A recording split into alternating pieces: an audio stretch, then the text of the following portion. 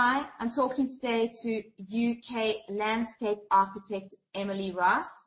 Hi Emily, thank you so much for letting me interview you today for Askimo's International Library of Interviews with Experts. Hi Joanne, it's good to meet you and to talk to you.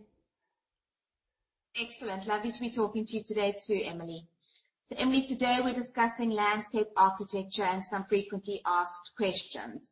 So let's begin with, what is landscape architecture or a landscape architect? Landscape architecture is to do with anything to do with our external environment, really. It can be about natural landscapes or man-made landscapes. And landscape architects are in the profession of conserving them, enhancing them, and building new landscapes as well. A landscape architect is a professionally qualified landscape designer and a member of the Lanscape Institute, which is the royal chartered body to which we belong. What is the difference between a landscape architect and a garden designer?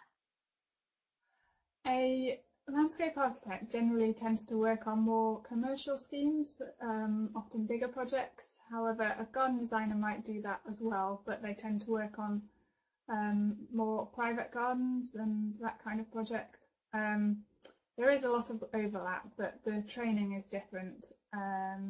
There's different courses for garden designers, and also they have a different professional body, which is called the Society of Garden Designers. How do you become a landscape architect? Okay, well, if you decide you want to be a landscape architect when you're at school, you can go straight to university and do an undergraduate degree in landscape architecture. You need to find a course that's accredited by the Lanscape Institute. And generally the course is about 3 years. Then you take a year in working for a landscape practice to get some hands-on experience. And then you go back and do a final year.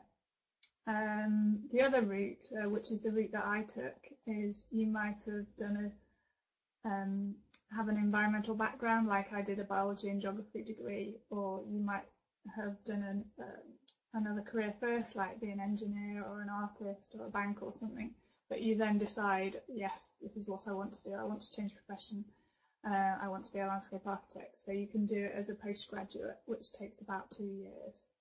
And for either of those two routes, whether you do it as an undergrad or a postgrad, once you've got that qualification and you start working for a landscape practice, you tend to do a minimum of 2 years getting some experience in companies, and then you'll take some professional exams which will allow you to become chartered. There's a really good website which the landscape architect have done called iwanttobealandscapearchitect.com, so have a look there for more information. What kind of projects would a landscape architect work on? There's a really wide variety, depending on what type of company that you work for. They could be to do with designing new landscapes or managing existing ones, or assessing landscapes as well.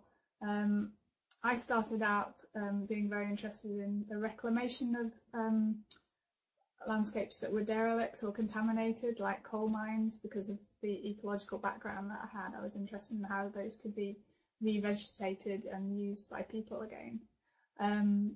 But after working for a few years, I've become a lot more interested in the urban side of landscape architecture, designing spaces and streets in towns and cities. I quite like all the hard landscape detailing that involves.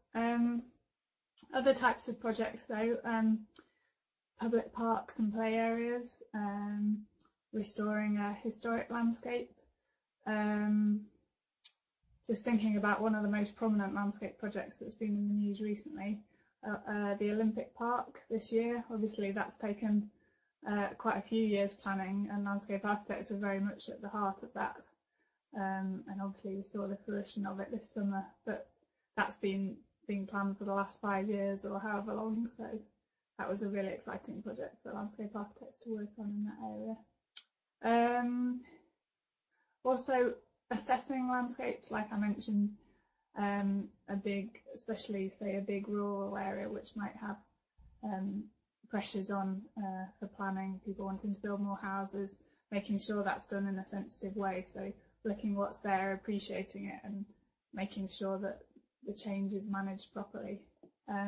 Also, when big developments go ahead, like wind farms, the landscape needs to be assessed then to make sure these wind turbines have the minimum effect on the landscape and they're sited in the right place, as well as taking into consideration all the other aspects like the ecology of the area and the engineering. So that covers a few projects, I think.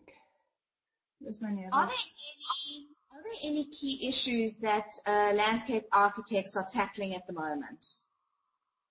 I mentioned in the last question about housing, there's obviously a huge pressure to build more housing, and that's one of the big issues, making sure that that is built in the right way, really, that we retain our green areas in the countryside, that it doesn't become covered with housing everywhere. So we're working with planners and architects and other professionals on that to make sure those new homes can be built, but doing it in a sensitive way.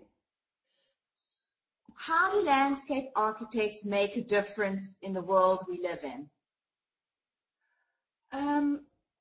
Well, I think people almost forget that landscape is around them all the time, but we're moving through it every day.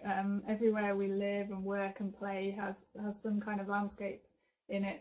As we drive to work, we're driving down road corridors where the planting might have been designed by landscape architects.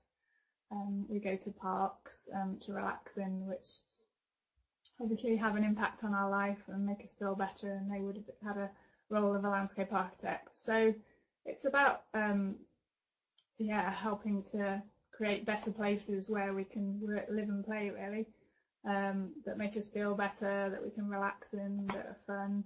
Landscapes can be therapeutic as well. So the grounds to a hospital, for example, you could healing landscapes are quite an interesting subject. Designing places that are going to help people get better quicker. And also, similarly in schools, you can have learning landscapes as well, that are education and help children to learn more, taking the curriculum outside. And just to finish off, how would I find a landscape architect in my local area? Probably the best starting point is to look on the Lanscape Institute website.